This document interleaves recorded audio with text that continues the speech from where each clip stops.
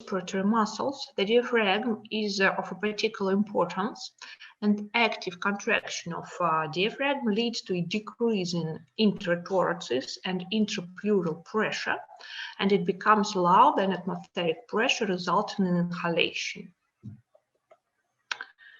So inspiration is carried out due to the active contraction of the respiratory muscles, including the main, yes, what is the message?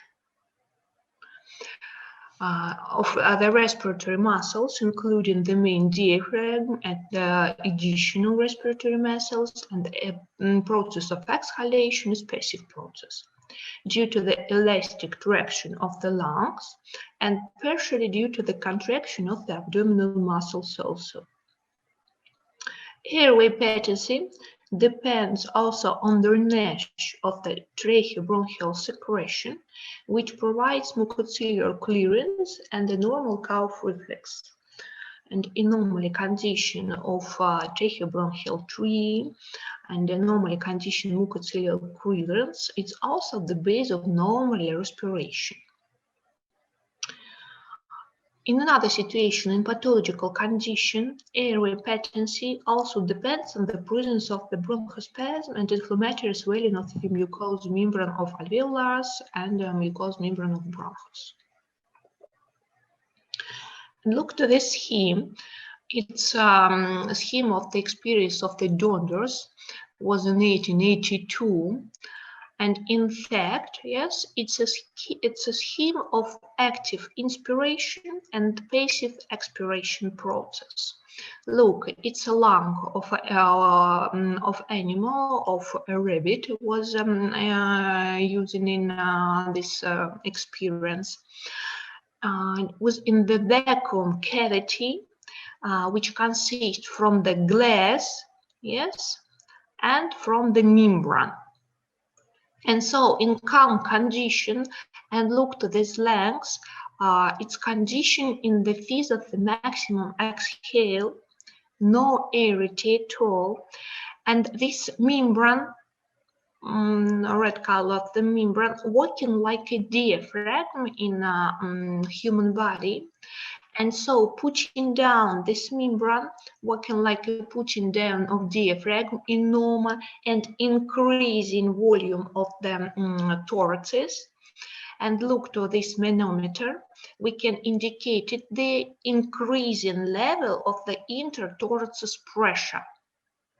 So active movements of diaphragm or membrane in putting down of this membrane leads in the vacuum cavity, leads to increasing level of the pressure in the chest cavity, which leads to increasing volume of the lungs during inspiration.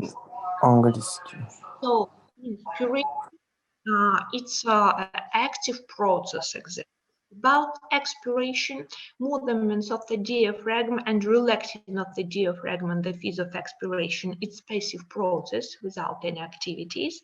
It leads to normalization, decreasing level of the pressure inside the chest, and so in fact its ability of the phase of expiration. So just a minute, to my mind. Again, we had some Russian students in our lecture.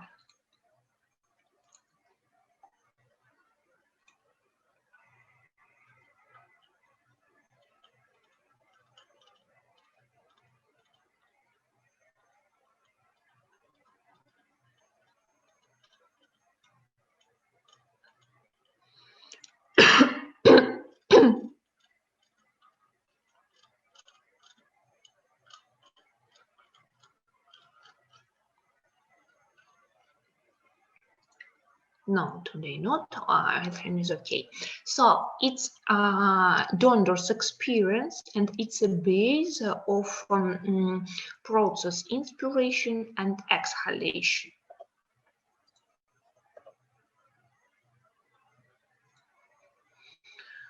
Also, an important physiological factor determining the elasticity of mirror tissue in the surfactant system of the lungs. And when we discussed with you mobility and expansion of the wall of the alveolus during phase of inspiration, this process depends from the presence of such substance like a surfactant, which are increasing elasticity and mobility of the wall of the alveolus. In pathological conditions, the extensibility of the lung tissue depends not only on the surfactant, but also on the state of the alveolar wall. So that's alveolar wall, it's most important structure in the gas exchange process.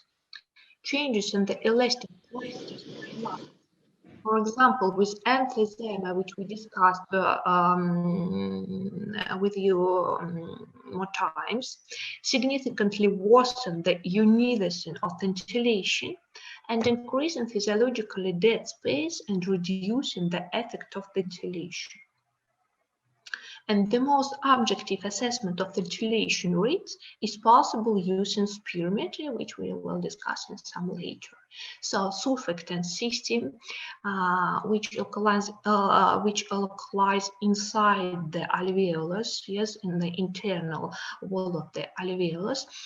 It's important substance which increasing elasticity function of the alveolus wall. Surfactant lining the inner or internal surface of the alveoli, and it's a substance that reduces the surface tension during inspiration and expiration. The surfactant activity is the higher, the denser it is.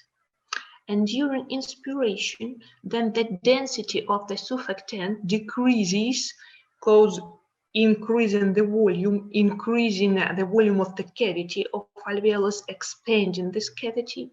The activity of the surfactant decreases and the surface tension forced. So the force tending to reduce the surface of the alveoli and increase, which contributes to the subsequent decline of the lung tissue during exhalation. So much more increasing volume of the cavity of the alveoli leads to decreasing in the density of the surfactant, so its ability to more expansion in the passive phase of expiration during respiratory process. At the end of expiration, the density and activity of the surfactant increased and the surface tension decreased. So the density of the surfactant can change the elasticity tension and the surface elasticity tension.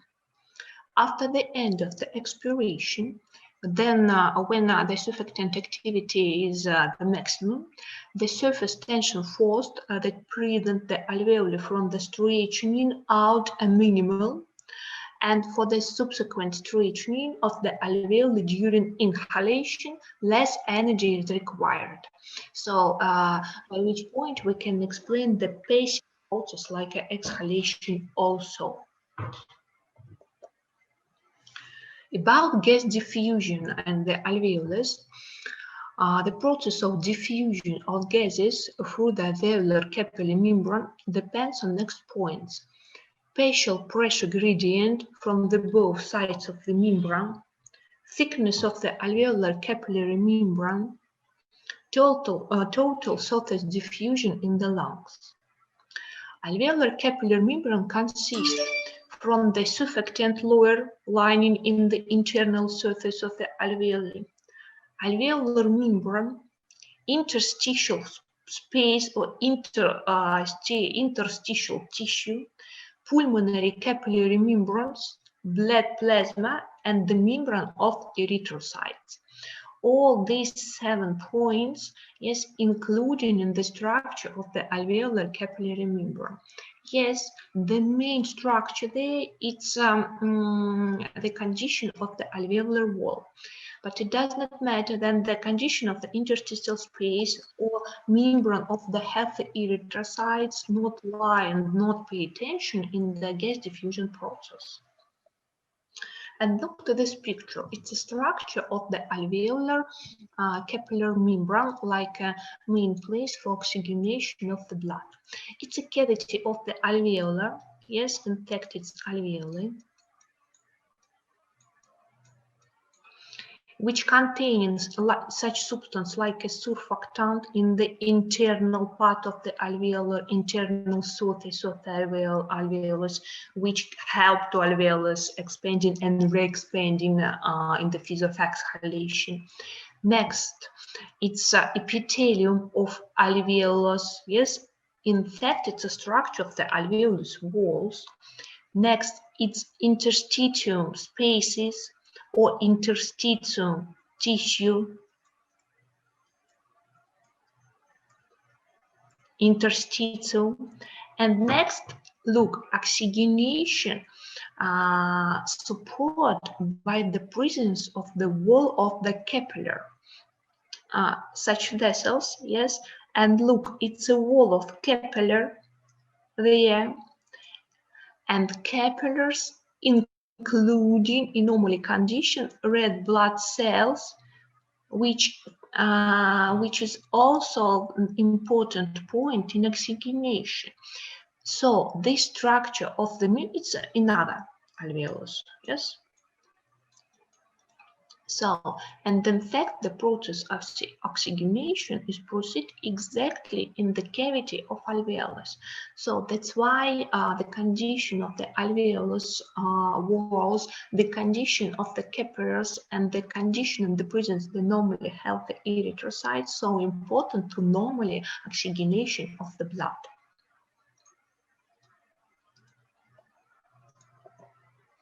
At this picture, yeah, you can find this scheme of oxygenation, normally structure of our trachea, our oral cavity like a first stage, divided into the main bronchus left and right, and then subbronchus and the distal parts. So there is its diaphragm, yeah, which is separated chest cavity from the abdominal cavity. And look, it's the distal part of bronchus, like a bronchioles, the most distal parts. And air, yes, incoming to the cavity of alveolus, we can find the wall of the alveolar. Look, blood vessels like capillaries and exactly gas exchange process present there in the alveolar capillary membrane, which consists from the 7 points. Yes, and this gas exchange process, carboxygen and oxygen changing between the intestinal spaces and the alveolus walls, and so after oxygenation process, putting out the air, which enrichment by the carboxygen, putting out to the environment. Look, it's normally structure, yes, inside the alveoli, inside the blood vessels, returning to this picture, previous picture. This membrane present there, gas exchange process. About scarred intestinum. What it is scarred intestinum? Due to many pathological processes in the lungs, like emphysema, like an inflammation in the swelling of the wall of the alveolus, the structure of the alveolus capillaries membranes will be changed. So gas exchange process and exactly oxygenation also will be damaging, and saturation of the blood started to decrease. So it's normal physiology of the oxygenation, yes, like the most physiological function of the lungs. About classification of the main methods of research of the respiratory system, or the main diagnostic methods of the respiratory systems. Surely we start from the simple methods to more informative methods. About laboratory diagnostics. The first point is analysis of sputum for cells composition. Next, gram staining method for differentiated gram minus or gram plus. Next, sputum analysis for sensitivity test for antibiotics. Next point, analysis of pleural fluid on the cellular composition. Analysis of the pleural fluid for sensitivity to antibiotics, and analysis of the lavage liquid, also for cellular composition and for sensitivity for different types of antibacterial drugs, and analysis of the pleural content and differentiated, is it transudate or is it exudate? So each point is, each methods we can use in for analyze the condition of the respiratory system. Instrumental diagnosis. First and the most simple, it's pulse oximetry, spirometry, peak flowmetry, pneumotachymetry, and puncture of the pleural cavities under the control of ultrasound. It's a surgery intervention, but also it's a diagnostic method for understanding condition of the respiratory system, and has a very high diagnostic value for differential diagnostic between the inflammation or neoplastic forms. Next type of methods, X-ray diagnostic methods, which include just only X-ray or radiography.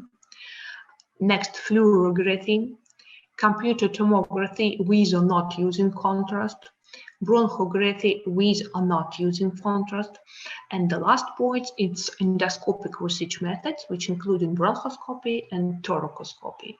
So all these group methods we can use for diagnostic of the patient with respiratory diseases. Laboratory diagnostics methods, it's only the main methods about sputum, about pleural fluid liquid, about lavage. Surely we have to use in blood general analysis, yes, but we will discuss it on the next semester during discussing exactly pathology and nosological diseases. Instrumental diagnostic methods. X-ray diagnostics, it's also a group of instrumental type of diagnostics, but we can separate it, and endoscopic research method. We start from the laboratory diagnostics. Microscopic inspection of the sputum, the most simple method for diagnostics, which elements we can detect during analysis of the sputum. First of all, it's cellular elements. We can determine alveolar macrophages and which causes of it. First, it's a large number of the alveolar macrophages will be signed for us about chronic or acute process in the resolution stage. Contain hemosiderines. Alveolar macrophages which will be containing hemosiderine. We will remind about heart death exam and significant for patients with pulmonary infection during thromboembolism of the pulmonary artery. Hemorrhage in the lungs, stagnation in the pulmonary circulation. It's the most important diseases which can lead to presence high hemosiderine in the sputum. Next, alveolar macrophages, which will be included lipid drops. For us, it will be sign an obstructive process in the bronchi and bronchioles. Maybe it will be bronchiectasis process, maybe it will be abscesses, but some obstructive process in the bronchi and bronchioles may be chronic obstructive pulmonary disease. And alveolar macrophages, which included fat cells and exactly fat, not lipid fats, it will be signed for us abscess, actinomycosis, and pulmonary echinococosis. About cells of cylindrical ciliated epithelium, it will be signed for us and some inflammation process in the trachea, in the bronchus, during the bronchial asthma, during exacerbation such pathology, and in case of lung cancer. Including flat epithelium has no diagnostic value for us during examination, during determination, the analysis of the sputum. So during determination, the sputum, we can find cellular elements, including different type and different signs for us. Next, cellular elements, it's white blood cells. If we will find in the sputum eosinophiles, it will be sign for us like allergical inflammation, and first our mind will be about bronchial asthma, eosinophilic type of pneumonia, or eosinophilic type of alveolitis, like determining localized process exactly in the alveoles, Hemming lung lesions, pulmonary infection also, tuberculosis and lung cancers. No specifics about presence eosinophils in the sputum, but most significant for allergic type of history, yes, about bronchial asthma and eosinophilic type of inflammation. If you'll find the young forms of the blood cells, neutrophils, it will be sign for us mucopurulent and purulent sputum, and it's sign on bacterial inflammation. If you'll find lymphocytes, yes, it will be sign for us whooping cough, or more significant for tuberculosis and viral infection. Increasing level of the lymphocytes in the sputum, first of all, it's tuberculosis or viral infection. Next point, if we will determine red blood cells in sputum. About single red blood cells, no diagnostic value at all. Separated single erythrocytes, no diagnostic value. In changed or fresh blood, it will be a sign of us for some bleeding and for some acute destruction of the capillaries. And leached blood trapped in airways, it will be continuously bleeding in the last stage. About cells of malignant tumors, also surely we will have the mind about malignant neoplasm.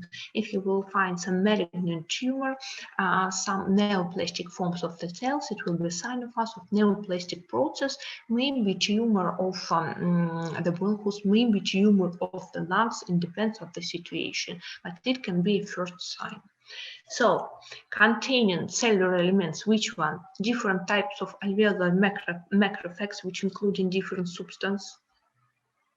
Cells of cylindral, ciliated epithelium, flat epithelium, white blood cells, red blood cells, and cells of malignant tumors. Next points, which we can determine during analysis of the sputum, it's fibers. Which type of fibers? Elastic fibers, the composition of lung tissue due to tuberculosis, abscesses, echinococosis of the lungs, maybe neoplastic process. Coral fibers are more significant for patients with chronic lung disease. And last type, calcified elastic fibers, also significant for tuberculosis petrificates, not in the initial stage of the tuberculosis, in the chronic stage of tuberculosis without treatment. Next type of substance which we can determine in sputum, it's spirals and crystals. Which type of spirals? And first and the most important, the most interesting for us, it's Cushman spirals. It's a spastic condition of the bronchi in the process of the bronchial asthma or bronchitis or lung tumors. Cushman spirals significant for patients with bronchial asthma, and it's not just one I put why I put it in the first place in bronchial asthma. Next type, it's charcoal-laden crystals. Decay products of the eosinophils are also significant for patients with bronchial asthma, allergic condition, eosinophilic lung infiltrates like eosinophilic alveolites, and helminthic pulmonary infection or non-specific helminthic pulmonary infection. We can determine cholesterol crystals in case of abscess, echinococosis of the lungs and neoplasm. We can determine crystal of hematidine in case of abscess and gangrene. We can find drusen actinomycetes, or exactly only actinomycetes, significant for patients with lung actinomycosis. And we can find elements of echinococcosis, exactly like a pathogen. In case of surely echinococcosis of the lungs, it's very significant and determined only in this condition. So spirals and crystals due to determination the condition of the sputum. Also, we can find some another substance which we cannot classify for previously groups. First, it's Dietrich Kirk or Kirk of Dietrich in the form of the lumps of yellowish gray color with an unpleasant odor. In case of lung abscess and bronchiectatic diseases, so it's significant for inflammation process, but enlargement inflammation process and chronic inflammation process. We can find Ehrlich tetrad, which included calcified detritus, calcified elastic fibers, crystal of the cholesterol, and tuberculosis mycobacteria, decay of calcified primary tuberculosis focus, significant only for tuberculosis. We can determine mycelium and Bowden cells of fungi in case of fungal lesion of the bronchopulmonary system. We can determine pneumocystis in case of pneumocystic pneumonia. We can find sterols of fungi in case of coccidioidomycosis of the lungs. We can find Escherichia leather in case of ascaridosis, in case of diseases. We can determine level of intestinal acne in case of strongyloidosis of the lung, and we can determine pulmonary fluke X in case of paragangliomycosis. It's non-specific infection. Yes, we can determine it very rare, but we can find it during analysis, just only analysis of the sputum by the cells. So other group of other substances, too significant for any conditions, spiral and crystals. We can determine fibers in the sputum and cellular elements. So when you'll find a conclusion about analysis of the sputum, the doctor of the laboratory diagnostics will put you all these minds, what was which was determining in the analysis of the sputum. And look to this picture. Yes, it's a scheme. Firstly, it's a scheme of analysis of the sputum. Look, scheme of the microscope. Yes, it's exactly, it's a check of the microscope. Look, it's eosinophiles, which can be a sign of eosinophilic type of inflammation, so more often significant for patients with bronchial asthma and eosinophilitis. Also crystal of Charcot-Leyden's and spiral of Cushman's. In fact, it's a scheme of a sputum patient with bronchial asthma. These eosinophiles, yes, which including hemosiderine and crystal of Charcot-Leyden. Why crystal? Because it's a form of crystals. About elastic fibers, yes, it's non-calcificate elastic fibers in the analysis of the sputum, and it's crystals of cholesterol, significant for patients with abscess and for patients with bronchiectatic disease. It's a scheme of this analysis. And look at this. It's really a photo from the electronic microscope. And look, it's eosinophiles. Yes, small cells It's a spiral of Cushman's, native type spiral of Cushman's. And look, these eosinophiles, which including hemosiderin. It's crystals of charcoal-laden. Look, only one. Yes, and there it's also a crystal of charcoal-laden. So it's a native. On the previous slide was as heme. More significant there, it's a crystals of charcoal-laden. Look, it's really form of these crystals. Eosinophiles. Eosinophiles. Also, it's a native, it's the photo due to microscope.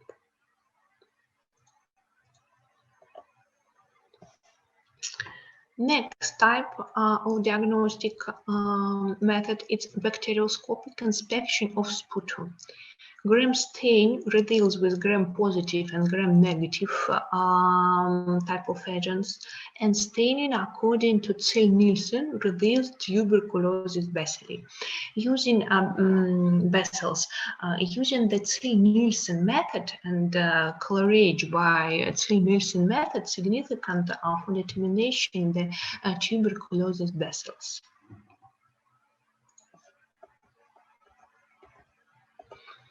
Next type of analysis is inspection of lavage fluid.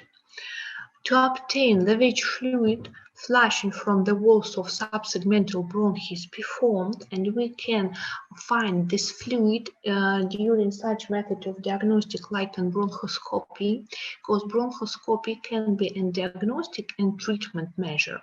And using this method, this lavage fluid, it means the fluid during bronchoscopy, and we can take it out, this fluid. So, and we can put it for analysis also for cells containing. In a healthy person, the cellular composition is presented by alveolar macrophages up to 90% in this lavage fluid, leukocytes 1 or 2%, lymphocytes from 7 till 12%, and bronchial epithelium from 1 till 5%. It's normally condition and normally structure of the lavage fluid in a healthy person. In pathological condition, the predominance of lymphocytes are the neutrophils. We are thinking about sarcoidosis of the lungs. In preserved condition of the pneumocyst and finding pneumocystic types of pneumonia in case of HIV infection, cause pneumocystic pneumonia associated with HIV infection. And the Mycobacterium of tuberculosis we can determine using the flotation method, also surely significant for patients with tuberculosis. Next point is inspection of pleural fluid. Pleural fluid can be inflammatory nature, and in this case we will call that exudate, and we can differentiate it exudate and non-inflammatory like a transudate. The appearance of the fluid. And very important to differentiate it about inflammatory nature or about non-inflammatory nature of the fluid and the pleural cavity. The appearance of the fluid, transparent, then transudate or cirrhosis exudate in case of heart failure, because heart failure it's non-inflammation diseases which can be a lead to formation of transudate. Systemic disease of connective tissue, and some in other immune type of diseases. Cloudy, cirrhosis purulent or purulent exudate with inflammatory pleurisy, and hemorrhagic in case of tumor, violation of integrity of the vessels. We can differentiate the color of this fluid. Pale yellow color in case of transudating heart failure, immune inflammation, and exudative type of pleurisy. grayish whitish color of the pleural fluid in case of purulent exudate with purulent pleurisy, and in case of MPM of the pleura and damaging inflammation of the pleura. Red or brownish gray of various shades with different tint of from the red till the brown, hemorrhagic or patric exudate due to the destruction of the blood vessels of any etiology, for example, a tumor. Yes, the progression of the tumor can lead to damage of the vessels, like a nutrition staging, damaging the vessels, so erythrocytes and the blood can put in out in the pleural fluid. And white color of the pleural fluid, closes exudate in case of destruction of the interthoracic lymphatic duct due to a tumor. So we can differentiate different colors of the pleural fluid. Also, we can determine consistency of this fluid. Liquid in most cases, and creamy, more significant for patients with MPM of the pleura, and creamy density and creamy consistency of this fluid will be sign of us for inflammation process like a purulent. About smell, usually absent in natural, but can present unpleasant in case of putrid or purulent exudate and fetid. About density, we can assess the density and we can measure this density in laboratory. Up to 1.050, its density significant for transudate, for non-inflammatory transudate, and more and above the 1.50, it's significant for exudate like inflammation. Why the density of the exudate will be more? Because exudate including inflammation cells like different types of leukocytes from the young till the grow up staging, which increase in the density of this fluid. Also, we can check a special rival test for serum of this fluid, and it's important for us for differentiated transudate and exudate. So the rival test or rival reaction will be negative in case of transudate and will be positive in case of inflammation exudate. Also, we can check a microscopic examination this fluid. We can find cellular elements, predominance of neutrophils in case of purulent and bacterial type of inflammation, predominance lymphocytes, immune type of inflammation, which including viral infection and tuberculosis, predominance of the red blood cells in case of hematothorax by different reason, we don't know the reason, and appearance of the atypical cells. Also, it will be sign of flag for us about the neoplastic forms of disease. Many mesothelial cells and few neutrophils, it will be sign of transudate. We can determine the bacterial agent, and we can determine exactly this agent. Next, we discussed with you analysis of the pleural fluid. Yes, but how we can take it out from the patient, this fluid? For this, they can using pleural puncture technique. Yes, it's a surgery intervention. At the real time, it's intervention only for surgeries and for thoracic surgeries and for the traumatologist. In the some years ago, it was a general intervention, and also therapists can do it this puncture for their patient, but not the real time. Real time, it's only surgery intervention, specialist with the surgery education. So, but before discussing the methodic of pleural puncture, I want to remind you what it is pleural cavity and which difference between the chest cavity and pleural cavity, because today we have a question about it on the practical skill with one group. Look, it's normally structure. Yes, legs, trachea, divided on the main two bronchus, right and left, does not matter about separated. Then there is right lung tissue and there is left lung tissue. So there is two types of pleural sheets on two pleural sheets. Yes, internal or parietal pleural sheets and external or visceral pleural sheets. So pleural cavity, it's exactly between these two type of sheets. And look there, internal pleura, visceral part of pleura, and inside of this structure, it's pleural cavity. So from the right side, it's right pleural cavity, and from the left side, it's left pleural cavity. Normally diaphragm, yes, separated, and mediastinum, which included the esophageal and the heart region. There, yes, esophageal heart region. So chest cavity separated from the pleural cavity by the visceral pleural sheets. So chest cavity, it's there. Chest cavity, it's there. So there is different term between chest cavity and pleural cavity. Yes, pleural cavity between two sheets of the pleural, between internal and external sheet of the pleura.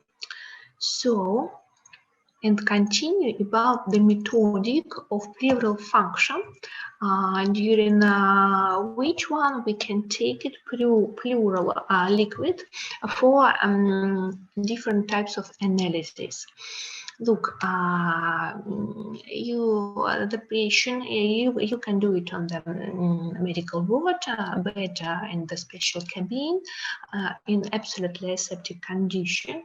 Yes, and the methodic, classically methodic, you making the puncture of the pleural cavity by the posterior axillary line. Classically, yes, classically by the anterior axillary line in the level of the seventh or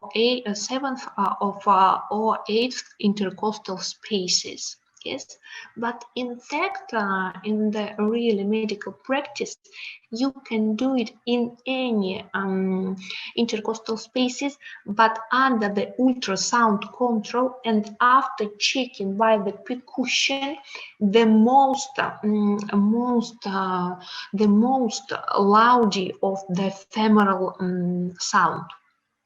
We know with you that by the gravity, the fluid will be present in the basal part, yes, because it's more simple, more easy to make in the puncture on the most basal part from the posterior part of the lungs by the anterior axillary line, yes. And the level of the standing of the lower edge from the by the level of the posterior axillary line, it's the level of 9 costa. So you can make this puncture by the upper part of the previously costa, only by the upper part of the costa, not by the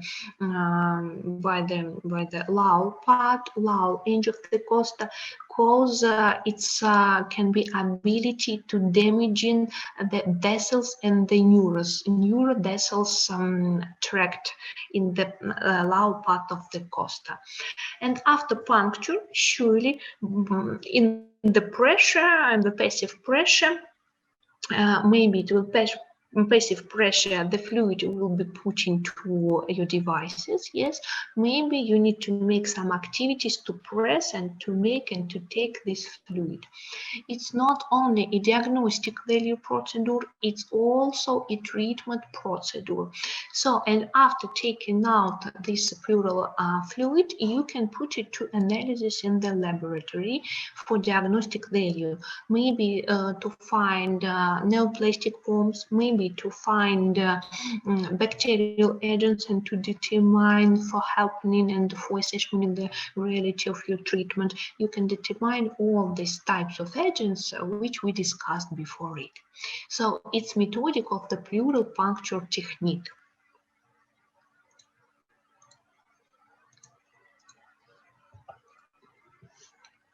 Next, continue with instrumental diagnosis. So, pleural puncture technique is also instrumental type of diagnostic. But we discussed it because before it, yes, we discussed with you laboratory diagnostic, which included determining and analyzing the pleural fluid. So pleural fluid, we can take it from the pleural cavity by using this instrumental type of diagnostic value, like a puncture of the pleural cavity. Continue. Next method of instrumental diagnosis, it's pulse oximetry. Is the most affordable method for monitoring patient in many settings, and especially with limited fundings. A pulse oximeter measures the saturation of the arterial hemoglobin with oxygen. And that technology used is complex, but has two basic tissue principles. First, hemoglobin absorption of light to two different wavelengths varies depending on its saturation with oxygen. And secondly, the light signal passing through the tissue becomes pulsating due to change in the volume of the arterial bed with each heartbeat. Yes? And look, it's a scheme of pulse oximetry. You'll determine also a pulse rate, yes, and pulse rate on the finger will be some more than pulse rate checking on the ECG or checking during your normally assessment on the radial artery. And it's a scheme of diagnostics. It's a very simple device and also putting out to the finger, and exactly right now you can assess the level of saturation of the oxygen. How it's working? On the upper part, it's the source of the light, yes, and this light goes through the wire of the finger, through the tissue, and assessment in the arterial blood presents the saturated or oxygen in enrichment by the oxygen erythrocytes intact, yes, and on the another side it's placed for light sensors which check in and analyze this information. So very simple method for but very high diagnostic value for determination saturation of the blood by the oxygen.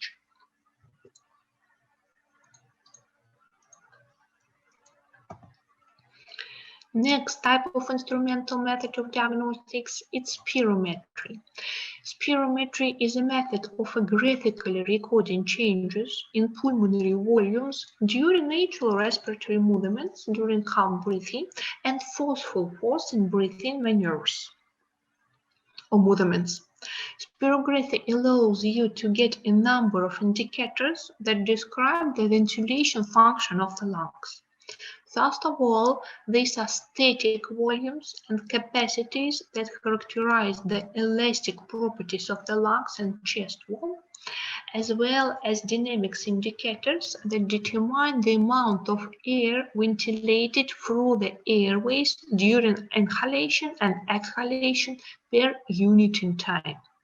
So we can determine many volumes in calm condition, in forced condition, and during forced breathing.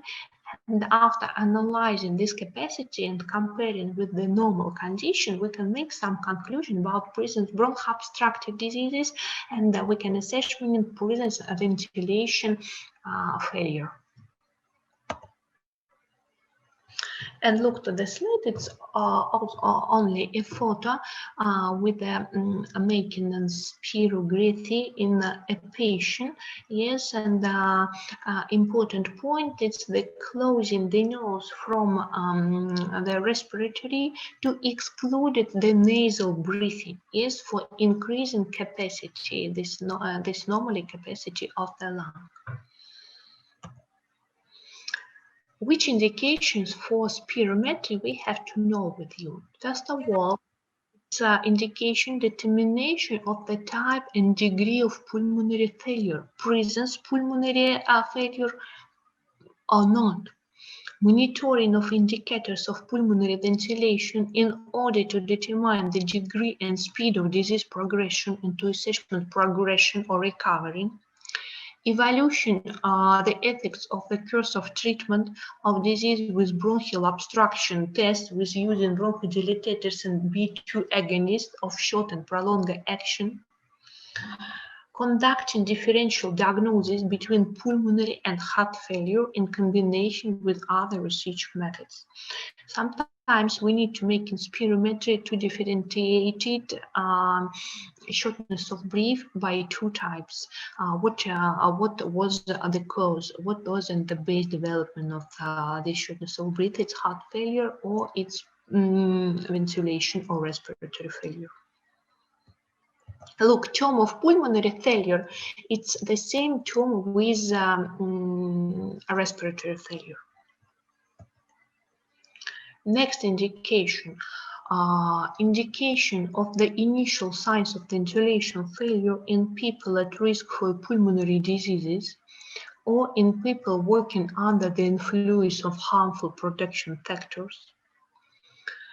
Next indication, examination of performance and military examination based on the evaluation of the function of the pulmonary ventilation in combination with clinical indication, and conducting bronchodilation test in order to detect reversibility and mobility of bronchial obstruction, as well as provocation inhalation tests to detect bronchial hyperreactivity, to detect and to provoke the bronchospasm, like answer on the provocation probes to detect the bronchial obstruction.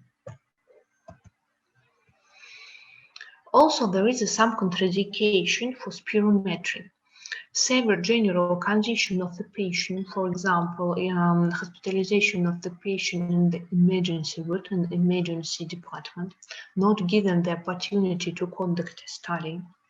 Progressive angina pectoris and progressive and acute stage of infection, myocardial infection.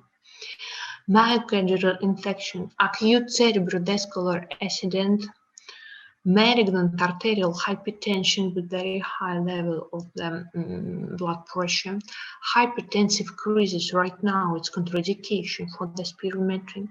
Toxicosis of pregnancy in the second half of the pregnancy, it's contraindication for spirometry. Circulatory failure or heart failures more than third stage, and severe pulmonary insufficiency, which does not allow for breathing maneuvers, which cannot give a patient a chance to normally breathing.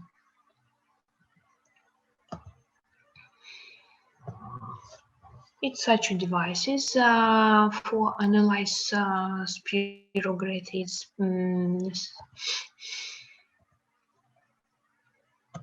Such devices can give you results exactly on the monitor. Such devices can give you results on the paper, like a conclusion. About which indicators we can determine during spirometry, during calm breathing of the patient. First of all, measure the tidal volume. What it is tidal volume? It's the average volume of air that the patient inhales and exhales during normal and calm breathing at rest. Normally, this capacity is from 1500 till 1800 millimeters. After a calm exhalation, the patient exhales as deep as possible, and we can determine expiratory reserve volume is measured, and which normally amount from 1 liters to 1.5 liters. After a calm inhalation, the deepest inhalation is taken, and we will determine inspiratory reserve volume.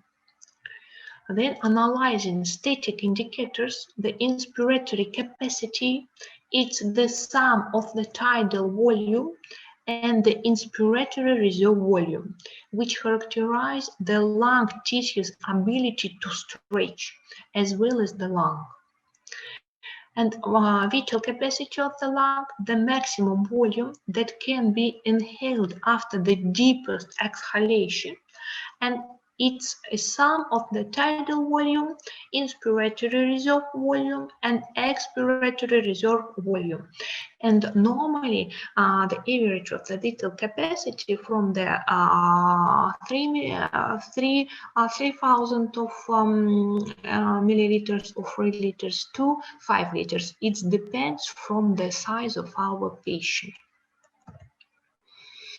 After the usual calm breathing, a breathing maneuvers or a breathing movement is performed, and the deepest breathing is taken, and then the deepest, sharpest, and longest, at least in 6-second exhalation is made.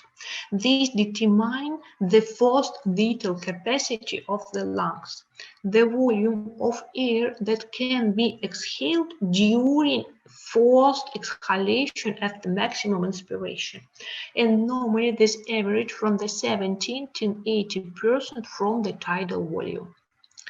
As the final stage of this diagnostic process, we have to determine total lung capacity. And total lung capacity is recorded the maximum volume of air that can be ventilated by the lung in 1 minute. Total lung capacity characterized the functional ability of the external respiration apparatus, and normally it makes from 50 till 180 liters.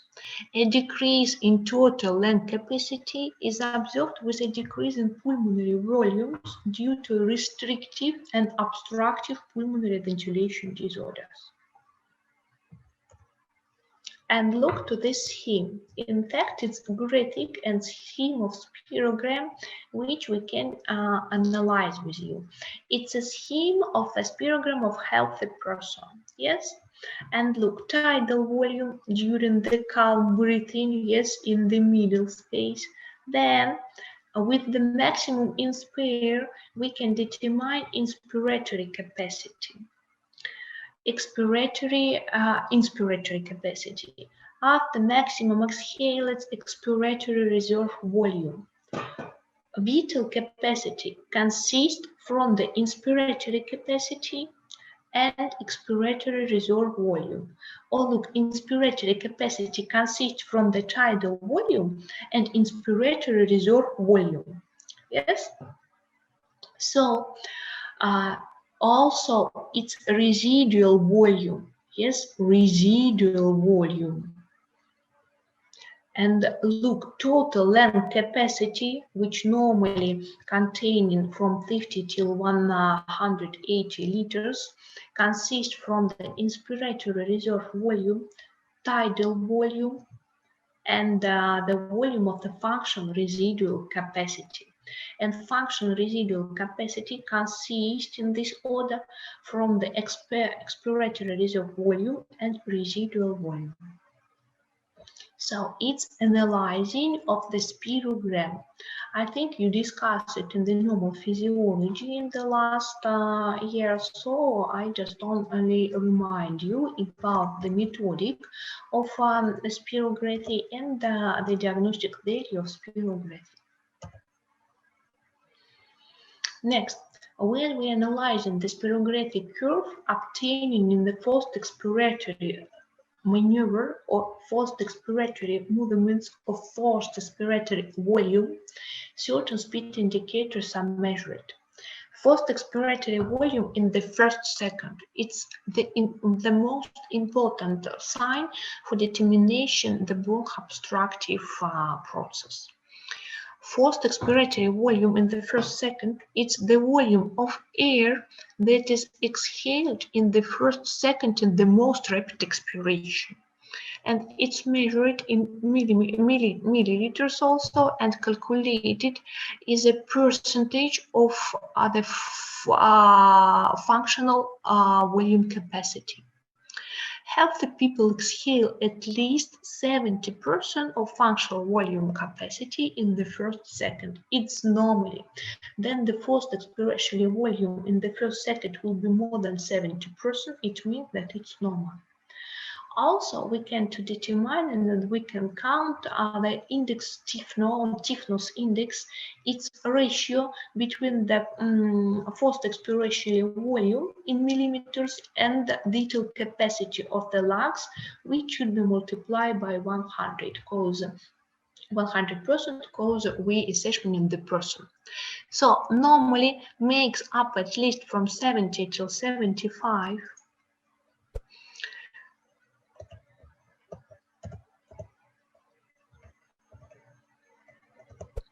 The maximum volumetric air velocity at the exhalation level of 75% is like a forced expiration volume 75 remaining in the lungs. The maximum volumetric air velocity at the exhalation rather than the 50%, like a forced expiration volume 50 remaining in the lungs. The maximum volumetric air velocity at the inhalation level of the 25%, the same, and the average volumetric rate of forced expiration calculated in the measured interval from the 25 till the 75% for the forced expiration volume, but not forced expiration volume in the first second. It's the different points. Yes, forced expiration volume in the first second in healthy person should be more than 70%. By this degree, by the degree of and decreasing level of the forced expiration volume, we will classify it with you different type of obstruction. Next instrumental method of diagnostic is peak flowmetry. Or peak flowmetry is a functional diagnostic method for determining peak volumetric rate of the forced expiration. In other words, this method helps to assess how fast a person can breathe out air, and thus assess the degree of obstruction or narrowing of the airways. Which difference between the spirography and peak flowmetry? Peak flowmetry you can use in exactly when you have a speaking, you can examination of the patient, because it's very small devices, and this with comfortable devices for using during examination. Yes, and you can do it exactly right now, and you don't need the time for analyze the spirography. Peak flowmetry is very important for patients with bronchial asthma and chronic obstructive pulmonary diseases for assessment the treatment of this patient at home. And it allows you to evaluate the effect of your therapy. And for this research method, there is a special devices in the peak flowmeter. Yes, this is photo of these devices, which is a compact tube with the graduated scales. And the modern devices is convenient and easy to use. And with its help, the patient can independently control his condition without visit the doctor, and calculated the dosage of the drugs taken and preventing asthma attack and increasing or decreasing level of the treatment. So it's very compact and easy to use in devices. You can use it exactly during speaking to the patient, and all patients with diagnosis of bronchial asthma and COPD should have these devices at home for checking the dosage of the treatment. And the last points of instrumental type of method of diagnostic of the respiratory tracts, it's endoscopic research methods. Bronchoscopy is used to examine the mucous membrane of the trachea and bronchi of the first and second in the third order. It's produced by special devices and using like a bronchoscope, to which special forceps are attached for biopsy, extraction of foreign bodies, removal of polyps, a photo attachment, and you can make a photo, so doctor can make a photos to analyze the microscopic elements. Before the introduction of the bronchoscopes, anesthesia is carried out with the 1-on-3 solution of the decane of the mucous membrane of the upper respiratory tract for help the patient, yes, and for protecting the patient from the coughing. Then the bronchoscope is inserted through the mouth and glottis into the trachea, and a researcher examining the mucous membrane of the trachea and bronchi. And look, it's a scheme of the bronchoscopic procedure. It's also a special procedure, not for therapists. Yes, it's a special science. It's a special areas for diagnostic value. Bronchoscopes using to view the airways and check for any abnormalities. Bronchoscopes you can lead through the mouth. In some condition, you can do it through the nasal cavity, nose cavity, then through the mouth to the trachea, and you can assess the condition of the trachea, the presence substance, presence tumor inside the cavity, inside the lumen of the trachea. You can find a tumor or some substance inside the main bronchus from the right and from the left.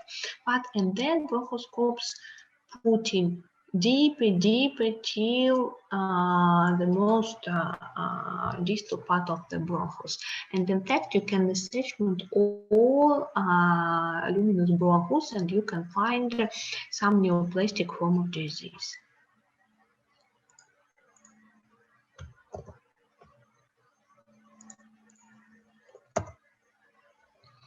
It's the same, yes, in the front situation, the position of the bronchoscopes. Look, if in previous condition, we'll do it in from the mouth cavity, from the oral cavity.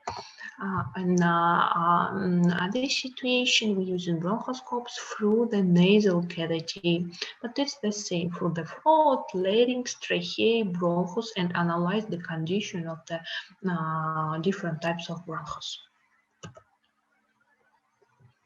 So, next type of endoscopic inspection is thoracoscopy, and thoracoscopy is performed by special devices using a thoracoscope, which consists of a hollow metal tube and a special optical device with a light bulb for helping in assessment with a light.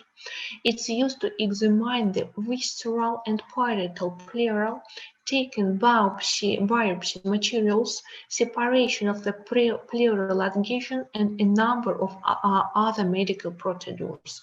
Thoracoscopy, it's not only a diagnostic procedure, it's also a treatment procedure like a bronchoscopy, but has very high diagnostic value for diagnostic in the respiratory disease. So, and look, it's a picture with the thoracoscopy. Surely it's endoscopic procedure. It's a surgery intervention, yes, and using for diagnosis, not for all patients, surely in the in very hard situation to making differential diagnostic, yes, for taking biopsy materials, for taking areas of the pleura for diagnostic, and for assessment by the visual way condition of the chest organs, including lungs, including parietal and distal type of pleura, and maybe to putting out some things and some obstacles, some substance for analysis and for using for treatment measures. So that's all about instrumental method of diagnostics process in the lungs.